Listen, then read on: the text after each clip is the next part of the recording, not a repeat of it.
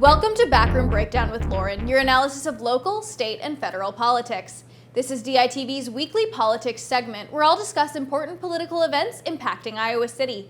I'm your host, Lauren Johnson.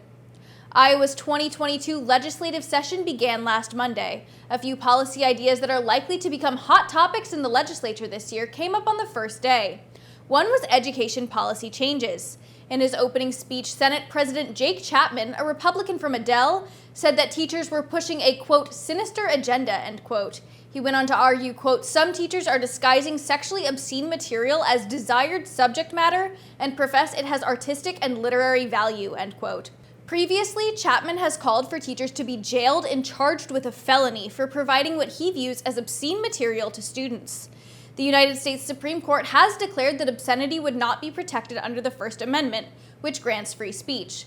The most recent ruling regarding this was in 1973's Miller v. California, which created the Miller test, a three-component way of determining whether material is obscene. This test declares something obscene if the average person who is applying current societal standards would consider the work as a whole sexually explicit, the work depicts sexual conduct in an explicit and offensive way, and if the work lacks literary, artistic, political, or scientific value.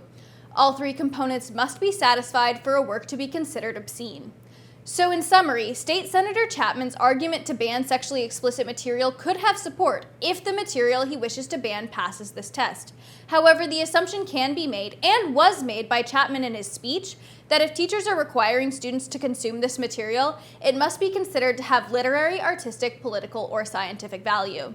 Iowa legislative Democrats have criticized Chapman's claims as hurting Iowans through unnecessary culture wars. In addition to discussing education in his opening speech, Chapman also criticized the media, saying, quote, it has become increasingly evident that we live in a world in which many, including our media, wish to confuse, misguide, and deceive us, calling good evil and evil good, end quote. Chapman's claims came amid the first time in over a century that journalists were not allowed on the Senate floor. The former practice gave journalists access to senators to clarify stances or answer questions that would arise. Now, journalists are only allowed in the public gallery when covering the legislature. Senate Democrats criticized this decision and stated they had no voice in making it. The Iowa House is allowing journalists to apply for credentials to sit on the floor this year.